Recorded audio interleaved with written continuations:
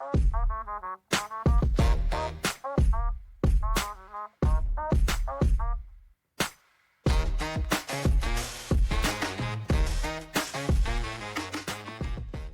to Supercool, the show about climate solutions now scaling. Each week, we talk with the leaders turning low-carbon innovation into business advantage. And we explore how today's best solutions grow profits, transform markets, and enhance everyday life. I'm your host, Josh Dorfman. If you're enjoying the show, please subscribe or leave a review wherever you listen. And if you want to go even deeper into next-gen climate innovations now scaling, check out our weekly newsletter. You can find it at getsuper.cool.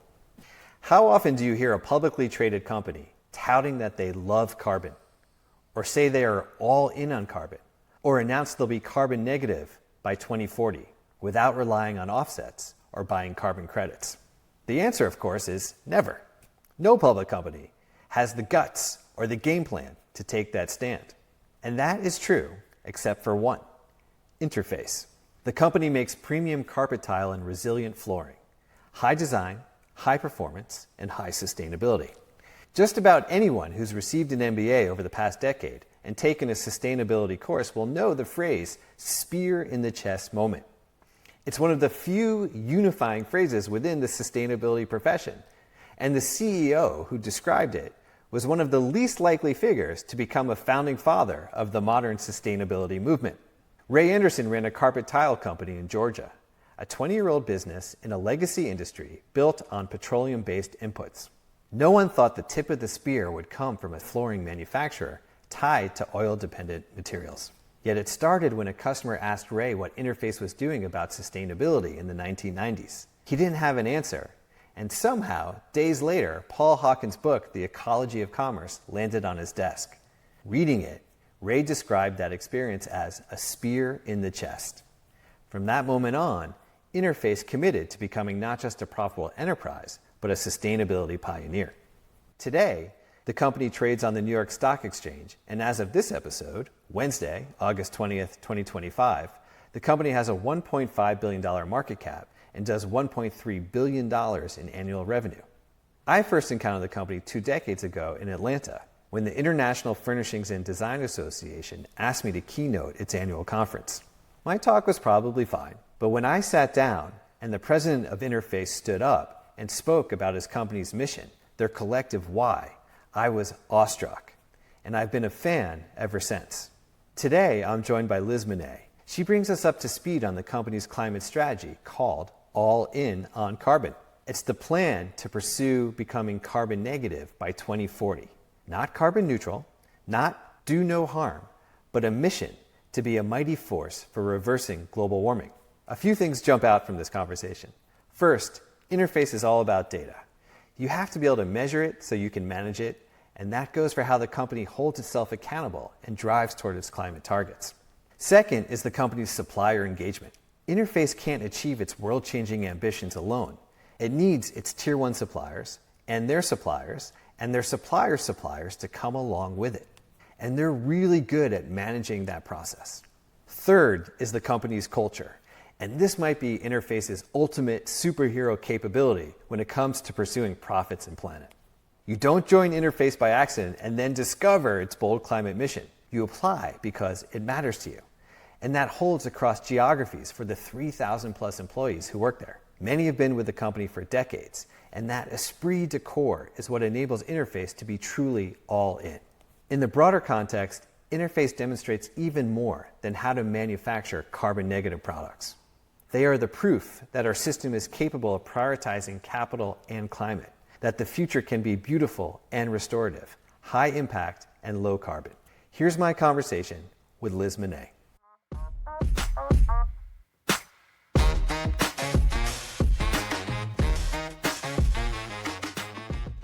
Liz, welcome to Supercool.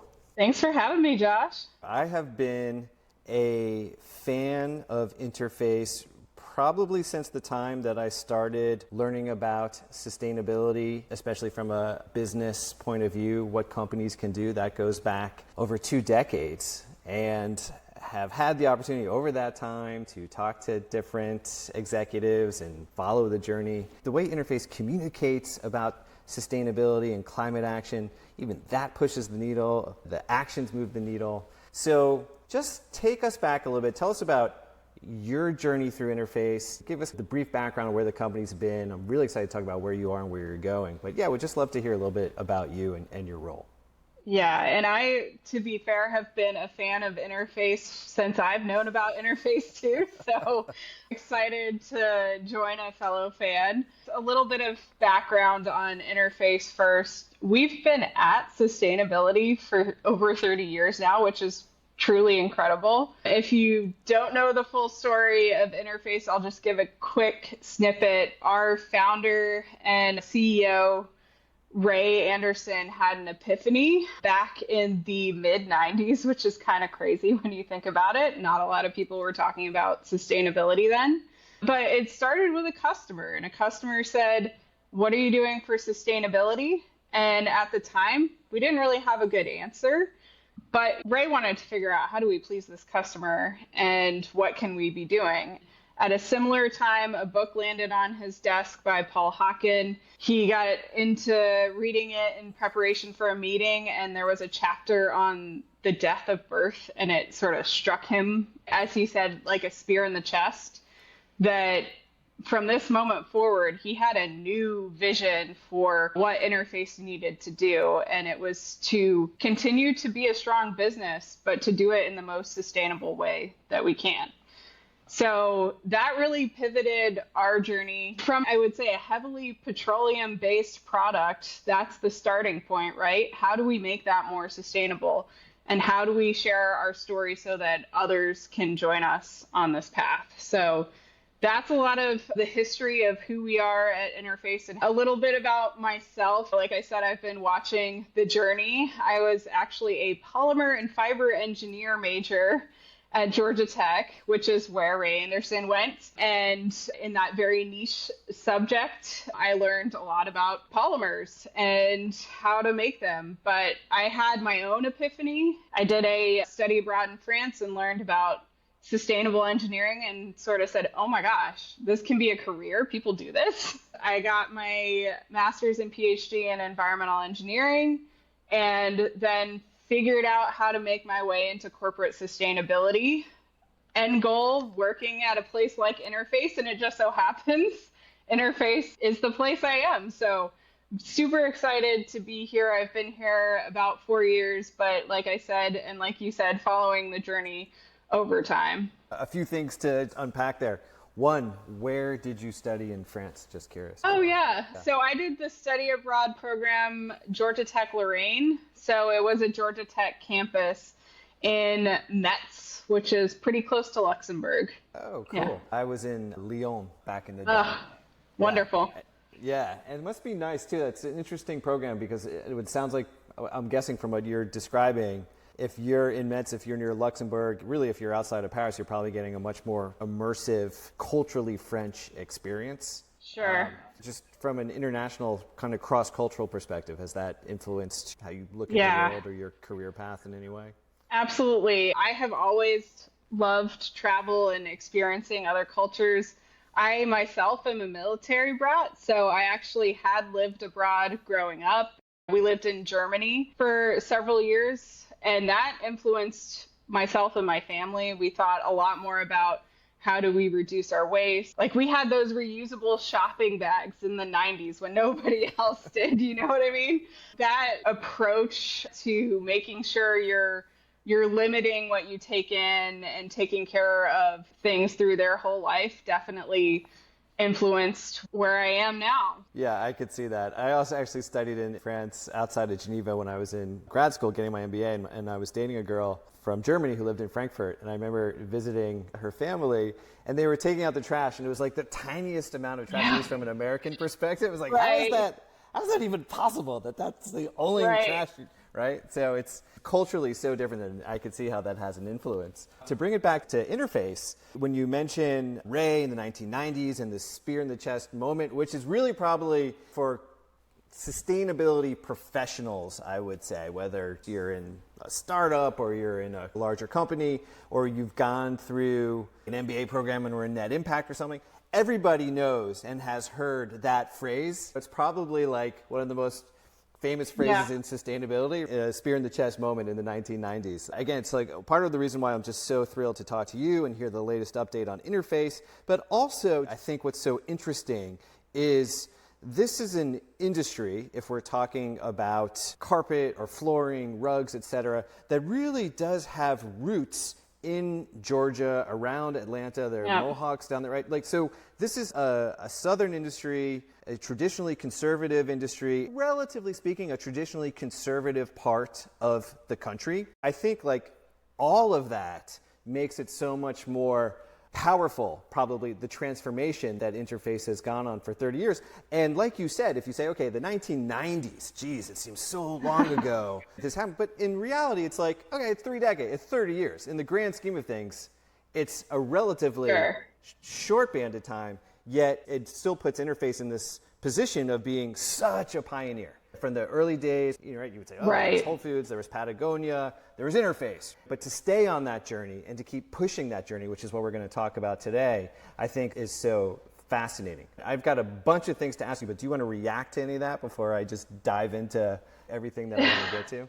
Sure. I think we have such a unique story for a number of the reasons you just stated. Like, we're in the South. No one was expecting us to be in the position that we're in. It was a customer in California that asked in the 90s, but as far as I know, no one else answered the call. But Ray found that it was time to answer that call and try and provide what this customer needed, and it really pivoted everything. And I think the other thing that is interesting here is, like I said earlier, we're a heavily fossil fuel-based product, if you think about it. So no one thought that this is where the sustainable pioneer was going to come from, something that is so heavily dependent on oil. So to be that company, to show that if we can make a ton of progress, really anyone can, I think is unique to our story. Agree with that. So Interface, for the longest time, you had the commercial side of the business, selling these modular carpet tiles, really beautiful, premium, with this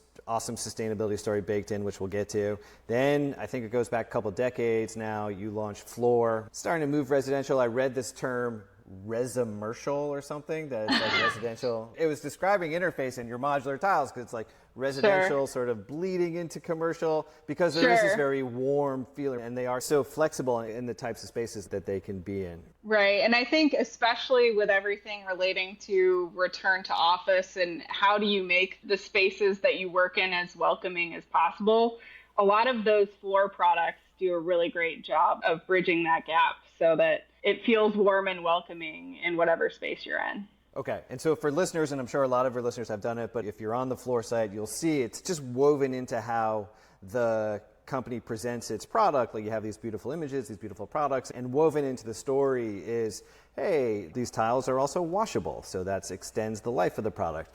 They're modular, so if one of them gets stained or overly damaged, you can send it back, and we'll make that really easy for you. And then we're going to move that into a really revolutionary circular process, which we're going to get into.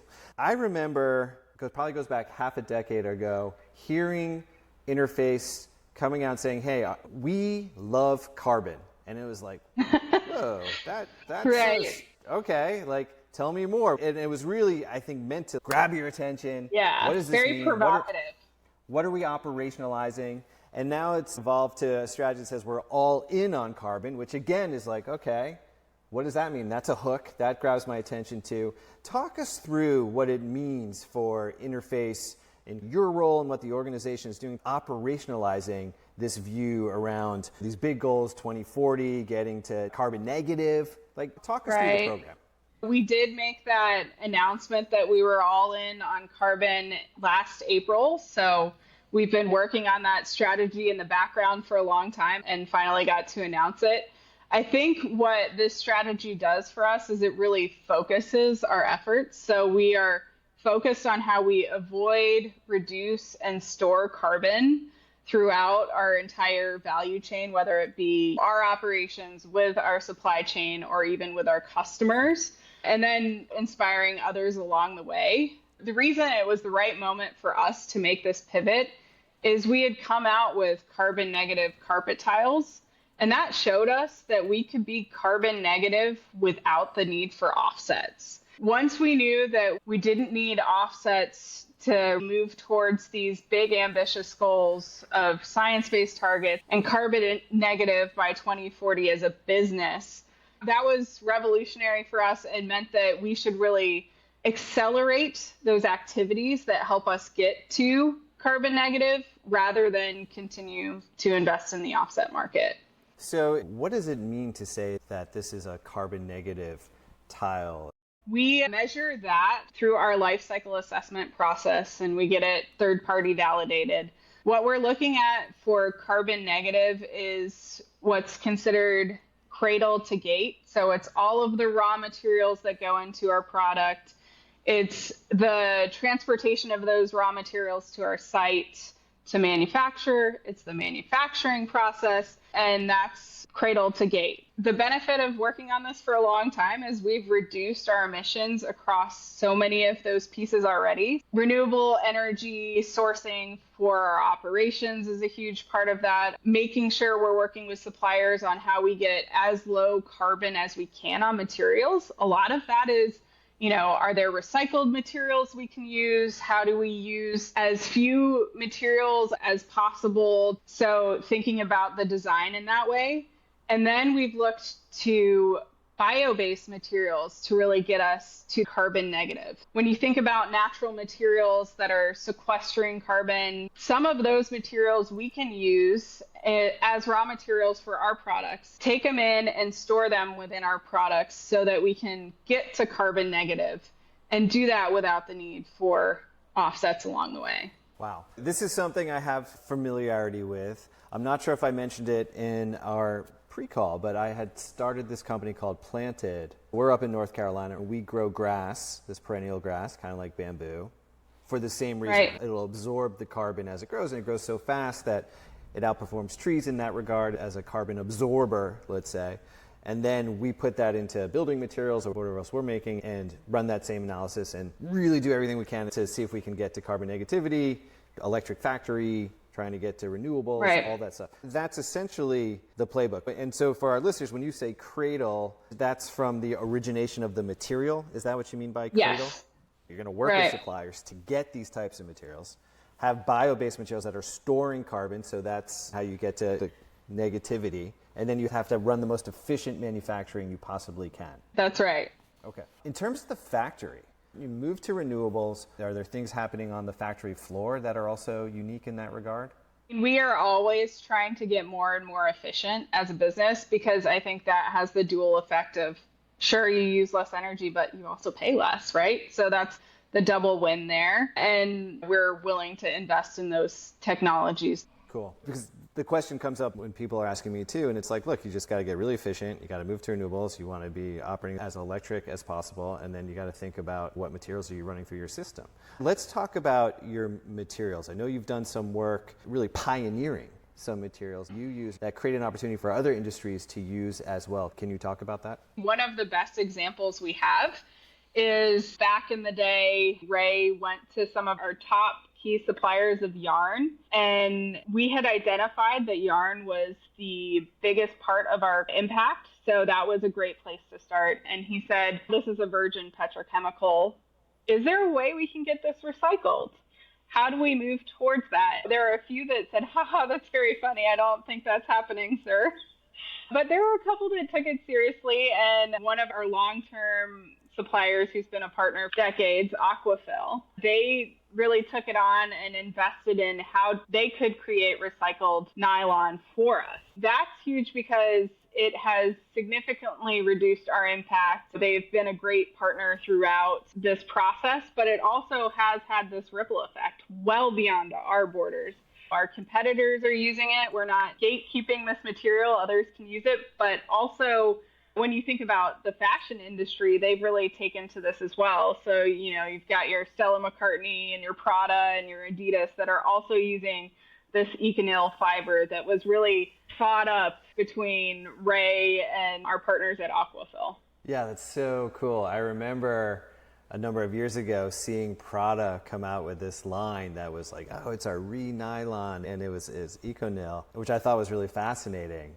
and Mercedes-Benz uses it now, starting to integrate it Sure. into the interior of cars. And so you think about the impact that a company can have trying to get to carbon negative by 2040, which I think is probably the most ambitious goal of certainly of any public company probably on record.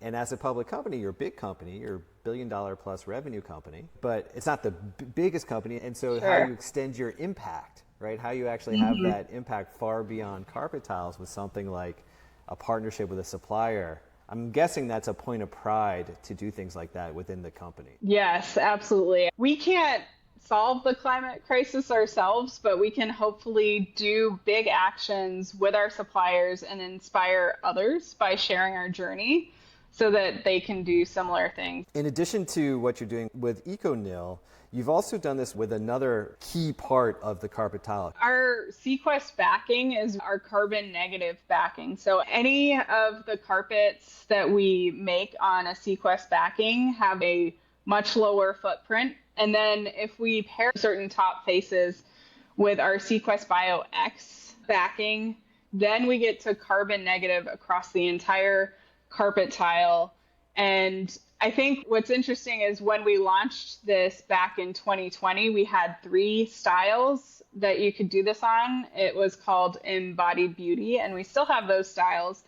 But what has happened since is that has been greatly expanded as we've been able to scale and innovate over time. You might have seen this stat that more than 400 styles you can now get where you pair that backing with these styles and get a carbon negative carpet tile. So there's tons of selection now to get whatever design aesthetic you're looking for and have it be carbon negative. I'm trying to think of what else is out there that is commercialized today that can not just assert or make the claim, but then backs it up with all the data that says, like, here's how we get there, here's what this means. I'm really not sure that there's anything else on the market today that is at the commercial availability of what Right. Interface has been able to accomplish. You go through this process, you get really aligned cradle to gate from materials through your manufacturing to be able to say, we've really got a handle, we believe, on carbon negativity. We're now going to go all in to get to carbon negativity by 2040. It's really actually not that far away. Right. It's around the corner. I mean, 30 years ago is when Interface started this journey, and now you've got just 15 years left to get to carbon Right. negativity. What else gives you confidence as a company that you can do it? Because you're doing it so publicly. You're really putting Right. yourself out there, which says we're going to be transparent and accountable for what we're able to do. So what does give you that confidence level to go for it now?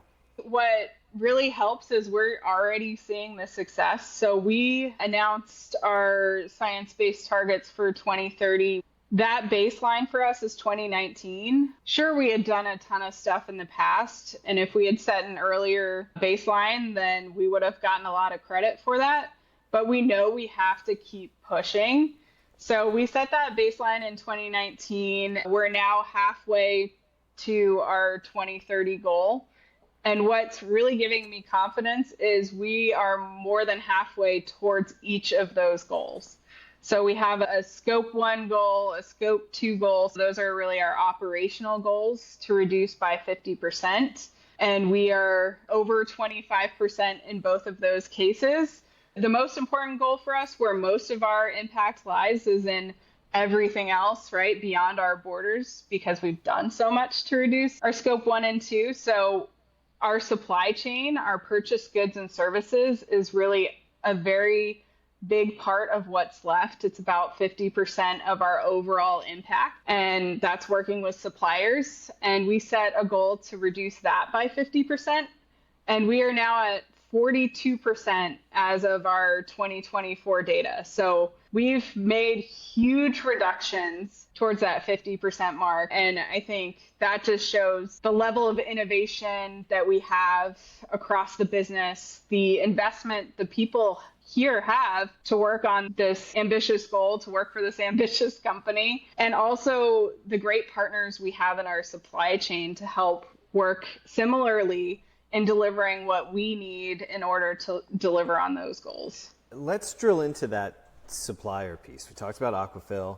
the material side on Sequest. I don't know who the suppliers are behind that, but what is the operational playbook, or how do you operationalize that relationship with your suppliers to get them to move in the direction you want them to move at the speed you need them to move in order to accomplish your goals? We have taken on a strategy of looking at where is 80% of our impact. Let's look at all of the life cycle assessment data that we have in the background.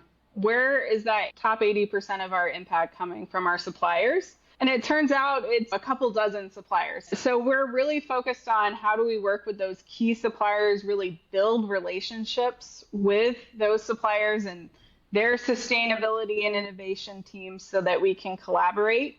Based on that priority, started talking to those suppliers and shared, here's our goals. We want you on this journey with us. Where can we partner up? Where can we help you all advance your strategy? What support can we give along the way? So I think it's matching up that close personal relationship with our suppliers, asking for the data because, we need that real exact data and we need it updated so that we can continue to track their progress, and that helps us with our progress along the way. So we've been asking for that data for decades, and now we're matching that up with what's your larger strategy and how can we help us both achieve that together. Cool. And so what's an example of some of those strategies? I mean, what might a supplier be trying to do where you can say, yeah, we can help you with that? What are those kinds of things? That's when you get to start diving into that next layer of data. So you might have your life cycle assessment data based on that raw material. And then you can think through, okay, what components are important to your product that you're providing us? Is it the raw materials? Is it the energy? How can we share what we've done with our tier 1 suppliers so that our tier 1 suppliers then can go to our tier 2 suppliers to have those conversations? Are there opportunities for renewable energy for them on site or through RECs or other mechanisms that we can help bridge that gap and get their knowledge up? And then sometimes, honestly, some of our newer suppliers or less advanced, smaller suppliers may not have life cycle assessment as a part of what they do. So how can we help with our expertise, get them caught up on how to do that and show the value of how they can use that data with their other customers so that it's a win for them and a win for us. Yeah. How do you push this knowledge and operationalizing that knowledge down through the supply chain? We can say to our direct suppliers, like, hey, you got to cut your energy. We can help with that. Or you've got to think through your own materials. How are you going to cut the footprint on your own materials? And we've got a playbook for how we've done renewable energy here at Interface. We can talk that through with you as well. And we really got to make sure all your life cycle data, everything's like up to speed. And so I could see you say, okay, well, we've got maybe a dozen of these really important suppliers, 80% of our supply chain. And then they've got all their suppliers, and their suppliers have all their suppliers. Right? That's why I'm so interested in this, because how you actually push this commitment down through many layers. Part of it I can see is the technical, right? Okay, we got to become more energy efficient. How do we do that? Here's the project management playbook. We can do X, Y, Z. I think that's getting a lot easier. I think the technologies are enabling more energy efficiency. How do we do renewable energy? Okay, well, renewable energy is getting cheaper. Solar plus batteries, even regardless of incentives, the costs are just coming down on these things. So over time, we can figure that. But I guess then the other piece, Liz, as I hear you talking about it, is culturally. You bring in new suppliers who culturally may not even understand the language of scope 1, scope 2, life cycle assessment, and now suddenly it's like, oh, geez, we just signed on with Interface. What do we get ourselves into? And I'm guessing that your team goes in and says, look, we can help you with this, and this is going to be an opportunity for you with all of your other customers if you become a leader in this. Is that how that conversation tends to unfold? Right. That's certainly been the strategy. I have partners who have been here longer than I have talking about the early days with life cycle assessment. And we were asking, I think in the early aughts, give us your life cycle assessment data. And we very quickly learned that no one knew what that meant. So it became like a roadshow of here's what we're asking for. We can find you a consultant who can deliver it in a way that we can accept it. A lot of that muscle is built up on how to train our suppliers on how to get us the data that we need. And now we're getting to that point where it's like, great, you have this life cycle assessment data for us. It's exactly what we need. But have you thought about looking at your whole company and your whole GHG inventory? And we can help you with partners there. We've had some calls with suppliers that are just like, can you tell me how you measure your business travel? Or like, what are you doing for transportation? And we walk through our methodology and tell them like how it might be different for them based on what their process looks like. So I think just having that in-house expertise has really helped us reach our suppliers in a way that is helpful for them. And then, as they get more advanced, it's helpful for us as well. And this is happening internationally. I mean, I'm sure you have a bunch of suppliers in the US, but you're a global company. So this is happening that's right. a cross-cultural element to it as well. Right, yeah. Right.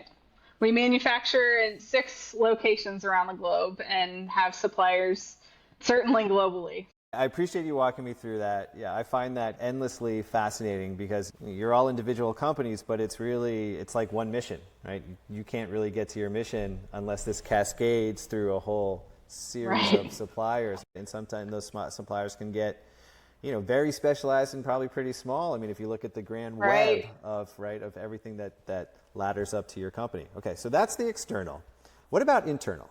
I know the culture around sustainability is so strong in Interface. So I'm guessing today there's probably like a lot of self-selection, pre-self-selection of who's applying to come be at Interface. People want to be part of this mission. I still would wonder, I'm curious, it's $1 billion plus business. You probably have a lot of KPIs. You have to be profitable. You have to hit your numbers. And you have to hit these carbon numbers as well. How does that get interwoven into the various teams or departments of Interface so that it stays high priority as people are going about the day-to-day of just trying to satisfy a customer? Yeah. And I'm going to start with one of the early points you made, that a lot of the people that choose to work for Interface choose to work here because they are interested in preserving a better future. For whatever reason motivates them personally. We have that leg up that people know our story in sustainability, and that draws a lot of people who want to work in this area. So I think that culturally is so important to who we are. I have a team. There's also a sister team to mine that is our market-facing sustainability team. So we're peers that work together. They go out and find how to tell our story about sustainability to our customers. They bring back, here's what our customers are asking for in sustainability. So how do we get more advanced? But I think what you're really getting at is, sure, there are the people who have sustainability in their title, but there are a lot of people we need to be on board that don't have sustainability in their title, be it procurement professionals, be it operations and facility managers, R&D for sure. We work really closely with those departments and think about how can we map our way to science-based targets and make sure that we're doing it in a way that delivers on their goals as well as ours. So what are the best performing, cheapest solutions to carbon right now, and what's coming around the corner? And let's plan for that too. Is that a different raw material from a supplier? Is that our next iteration of design? So working with our design team to get more efficient with the designs we make and make sure they continue to perform? Is it looking for that next new material that is out there? Is it getting more renewables and more energy efficient? I think what the sustainability team does so well here is really collaborate across the board. And we have such willing partners because of the culture here that it's not a pushback of, there's Liz again with her sustainability question. It's like, okay, Liz, what's on your plate? And like, how can we find a solution that works best for us both? Because we're on this mission together.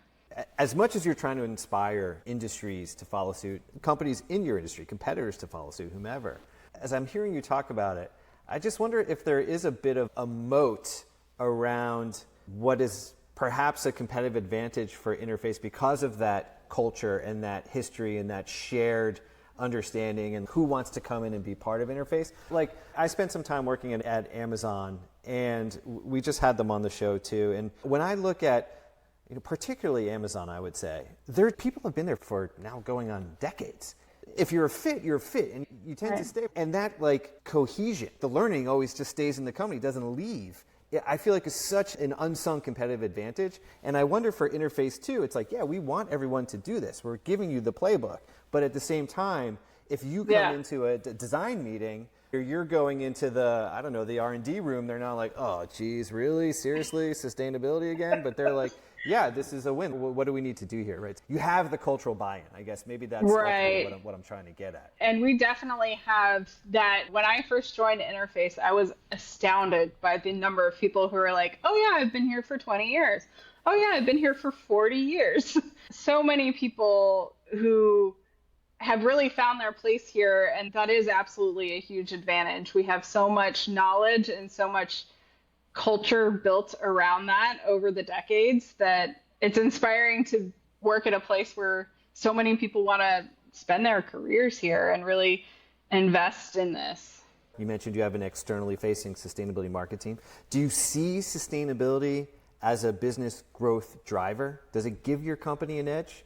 Yes, we've seen that when we announced our Mission Zero. We've certainly seen that with All In. Being able to tell that story has been really meaningful to our customers. And a lot of our customers these days have their own goals. And so we can really match up and provide them the data they need. And that has absolutely been an important piece of how we've led in the market and continued to grow. We're reducing our carbon, but we're continuing to grow as a company.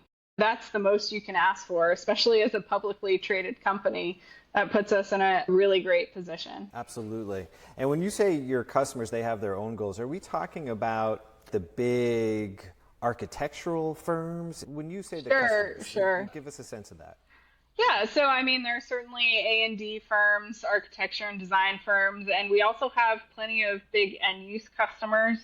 Amazon came up. It could be Amazon, Salesforce, a number of customers who have their own ambitious goals, and we're able to provide data at a level that really excites them because not that many of their suppliers can yet, and our progress is helping them on their journey as well.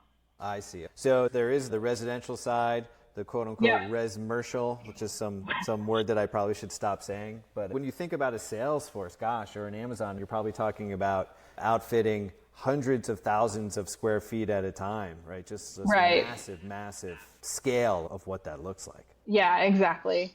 So you're in this moment now, you're operationalizing this all-in on carbon strategy, carbon negative by 2040. It sounds like the motivation level is high. The playbook seems pretty clear. Do you feel like you have all the answers, or is there still a lot more to discover? I'm never going to claim I have all the answers. It's such a quickly evolving space, and there's always new things to learn.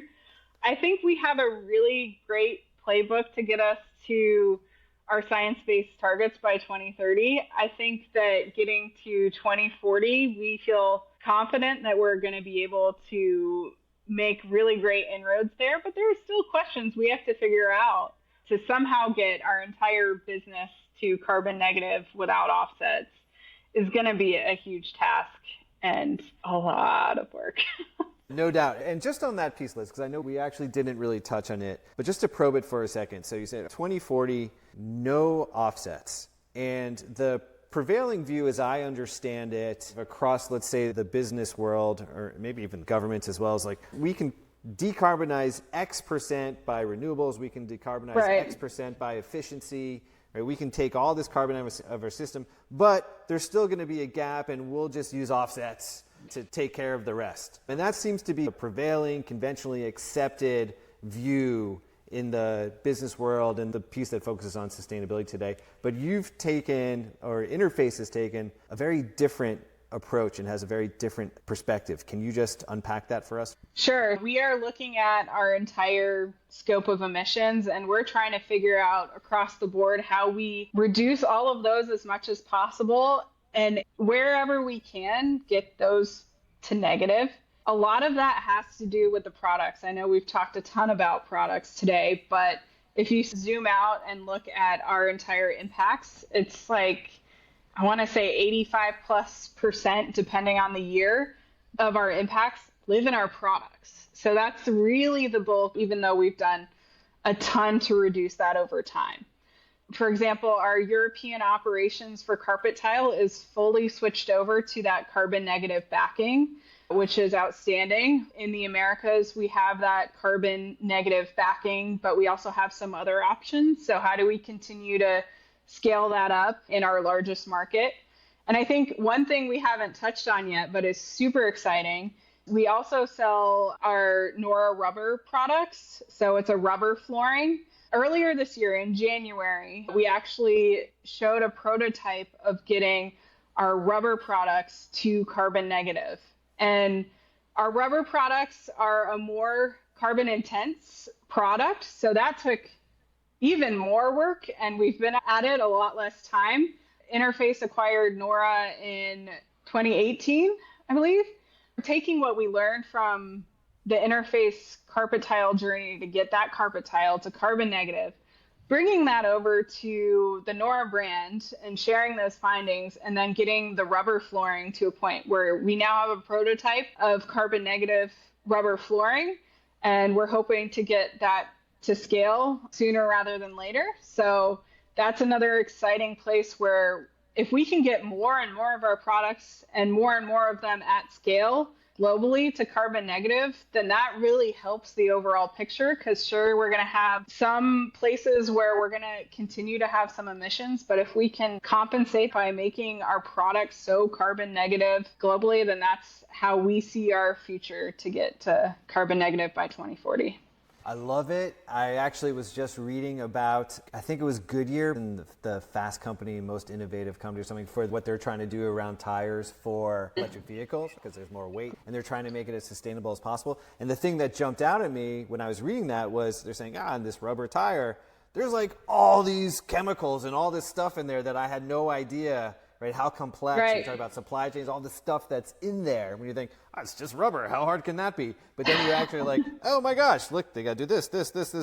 So hearing you talk about that and the fact that you've got a prototype to get toward carbon negativity in a rubber tile it's awesome. I think what I would say, just having had this chance now to have this conversation with you, from, Mission Zero, Love Carbon, All In on Carbon, that now is going to guide the next part of the journey.